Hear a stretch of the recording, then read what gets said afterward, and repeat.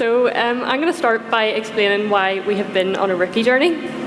So this is because when it came to serverless development, this time last year, everyone in our team was exactly that. So the worst thing about being part of that rookie team was that we didn't have an expert. So picture your first day of school, you're really keen and eager to go, you sit down and your teacher just never arrives. So that was all of us in our oversized blazers looking keen. So we didn't have an expert as a point of contact, and we didn't have any experience within AWS services.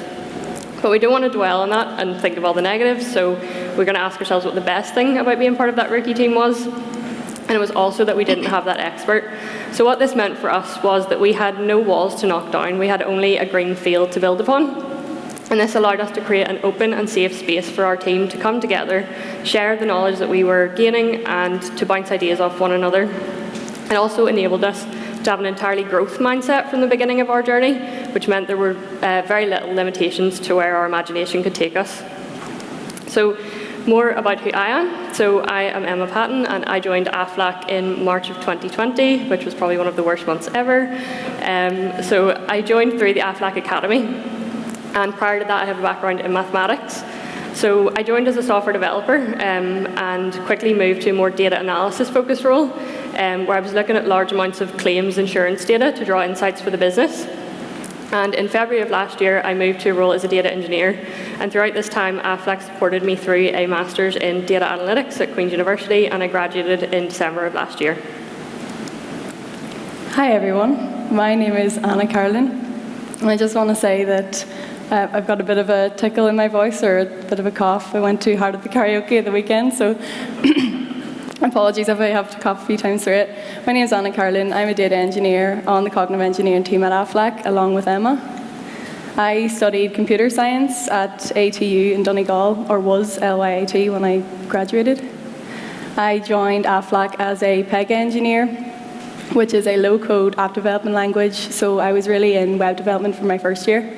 But I've always shown an interest in data, so when the opportunity came to move to the data practice, I took it when the cognitive engineering team was set up in February last year. So what is cognitive engineering? We develop decoupled components that are provided to the business to add value to our applications. We are an agile team of 13 people, including data engineers, QAs, a scrum master, and a product owner. As I said, we all came from different backgrounds, so I came from web development, and a few others came from different data projects in Aflac, and we had a few people join from other companies over the last year. And we're 1 year old this month, so we're celebrating our birthday. So I'm sure a few of you aren't actually familiar with Aflac itself, so I'm going to explain a bit more about that first. So Aflac in the US are a Fortune 200, not 500 company, and they're based in Columbus, Georgia. They are the leading provider of supplemental health insurance across the US and Japan.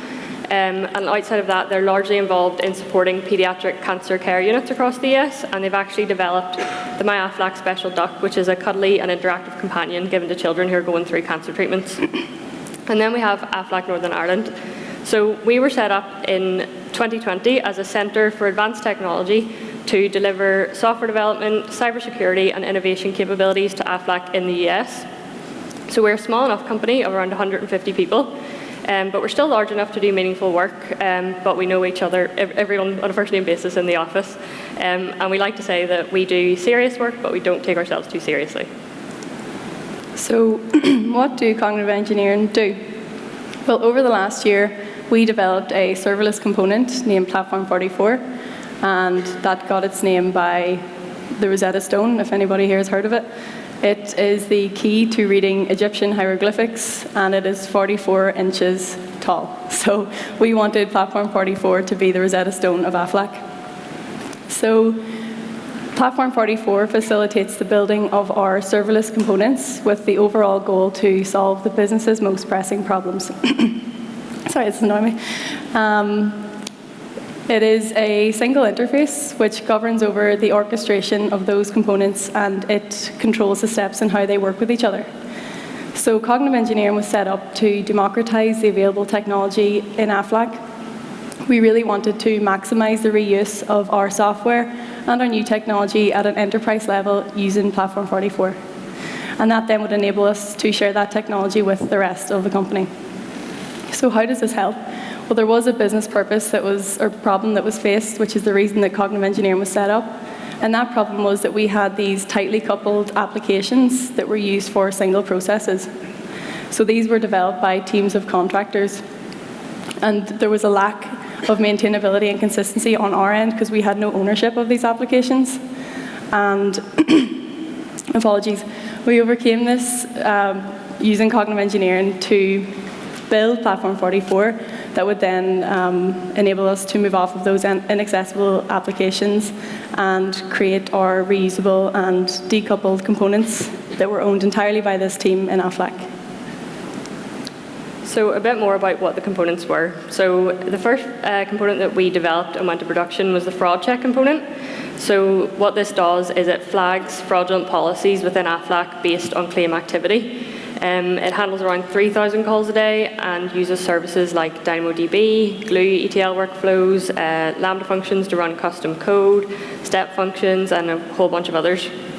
And then for our in-progress components that we're currently working on, Aflac received around 5.5 million claims last year. So as an insurance company, we want to automate that claims submission process as much as possible for the customer. So that's where Question Generator comes in. And this is a set of questions and answers stored in a graph database. So the questions are posted to a front-end application, and with the use of the graph technology, this means that the questions are posted dynamically based on the response received to the previous question, which just will allow for a more intuitive customer experience. So to process all those claims, Aflac has around 500 claims specialists. So not only do we want to make the customer's journey easier, we want to make their day-to-day job easier too. So that's where the Optum 360 tool comes in, and this is going to allow them to retrieve medical codes much more efficiently than they do currently through a simple user interface that uses things like full text search capabilities. So there are no doubts that any new team are going to run into a few challenges along the way. And one challenge that we faced at the beginning was around security. So we really had to answer the question, well, how do we give people the freedom to do what they need to do safely? So at the start, there were identity and access management, or IAM, rules and policies in place, which mandated to be done through a service request or a change request, depending on the environment. And these had to be manually implemented by the IAM team. So we overcame this by creating our own service accounts for Azure DevOps, and which allowed us to create those rules and policies ourselves. I've lost my train of thought. 404 error. I've gone completely blank. Anyway, so that's because we created those accounts, it enabled us to shift that responsibility from the IAM team to ourselves, and then that gave us some more end-to-end ownership overall. And another thing that we had to consider with security was the AWS Key Managed Services, or KMS access keys, and these had to be created for each enabled AWS service that we used. Yeah, so there's more than just security that we need to consider. When we started on our serverless journey, we had some pre-work for the platform that needed to be done. So we had every team member on a spike for the first few sprints, which is an investigative story, and we set out to answer some questions like, well, which would be the best services that we need to use to achieve our platform goals? If we will potentially be processing up to 5.5 million claims per year, how do we ensure that we can handle that demand and also ensure that we're not going to impact on any of the internal systems in Aflac at the same time? How do we measure what the platform should be capable of in the fastest time possible so as not to impact on the user experience? And how do we make sure that the cloud formation and infrastructure as code complements the way that we've designed our integration and deployment pipelines? And lastly, how serverless can we go? So we realized with some of our components that we weren't going to be able to go fully serverless. For example, our QGen component, we knew we were going to need to use AWS's NeptuneDB, which is a fully managed graph database. So then we had to figure out how to go about all of this. What did we need to do? What was on our checklist for the team? So first up was our development language. Within Aflac, when we're working with data, it's standard practice that we use Python, so we chose to stick with this. However, when it came to Python itself last year, the team was relatively inexperienced, so we had a lot of upskilling to do around that. Secondly was we knew we wanted fully automated deployments from the get-go. And this is something that we did achieve. In doing so, we were the first team in the company, and now others are now following our footsteps. But that also came with a lot of challenges. Things like CI/CD pipelines and our templates were all very new to us, so that was a lot of learning around that too. Our repositories and branching strategies were designed around microservice-based architectures, so each component has its own repo. So if there's any changes made, it's completely isolated to those deployment pipelines and won't affect the others. If there were any cross-pipeline dependencies, we overcame these using services like AWS Parameter Store. And finally, we implemented the platform to be as event-driven as possible. So that was necessary due to the microservice-based architecture and decoupled nature of the components. And we accomplished this using services like AWS EventBridge and the various trigger options that are available.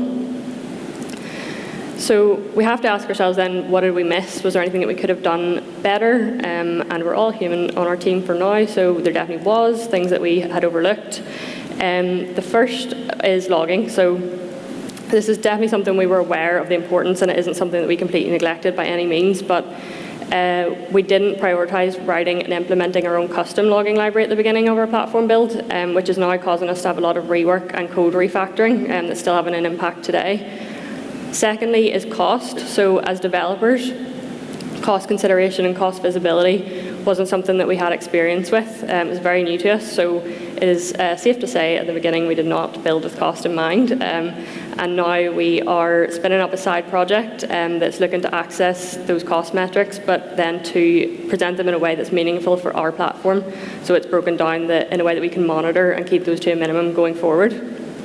And then finally, it's something that we did overcome, but we thought was worth mentioning anyway, which was the API requirements for the platform. So initially, we were building for a platform that only was required to handle asynchronous calls, but as we got into our platform build, the business requirements changed and we needed to rethink and adapt our architecture to be able to handle synchronous calls as well.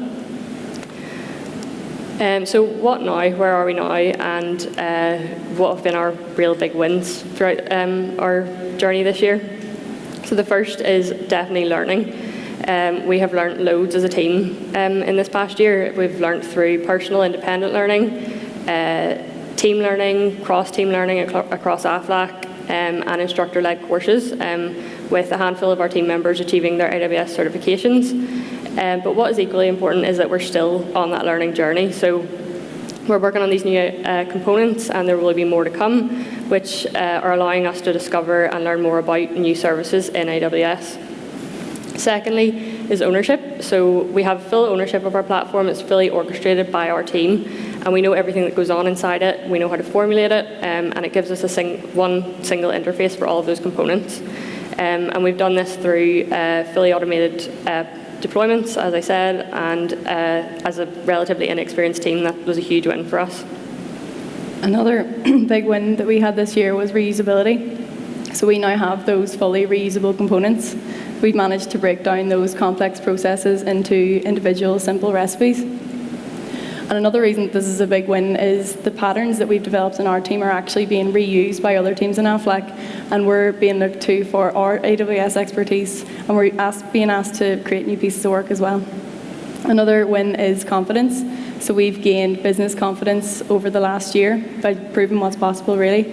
And we just proved that we can make that shift off of legacy systems and onto a more AWS-based platform. And we plan to expand on our implementations rapidly and effectively moving into the future. So our biggest takeaway from this year definitely has to be our personal confidence within the team. So we are more than happy to get to grips with new AWS services and get stuck in and see how they work, as well as our journey. So we're still on that journey. We still have our growth mindset, and I think we can say from this last year, our journey as rookies has been pretty successful. We can probably remove that from our title going forward. And as two people who are pretty junior in their career, it's been a great kickstart, and we've learned so much. So we wanted to ask ourselves at the start, if we could go back to ease the journey, what would we tell ourselves? And we came up with a few things. So the first thing we would say is don't be afraid. And I know a few people have mentioned that in their other presentations about don't be afraid to move into a more serverless world, but on a personal level, like, don't be afraid to get stuck into the services. It can be very daunting to look at like the list of services and you're asked to go create something using one or more of them. I know it was for me anyway, but don't be afraid, get stuck in. If you get the opportunity, just view the different activities of what goes on. The second thing we would say is ask questions, and I think for sure our team definitely didn't fall shy on this. Like, as Emma said at the start, one of the best things about being a rookie team is not having that expert, so we really just all wanted to upskill and grow together, and we really just wanted to build our confidence, and the only way you're going to do that or get anywhere is asking questions.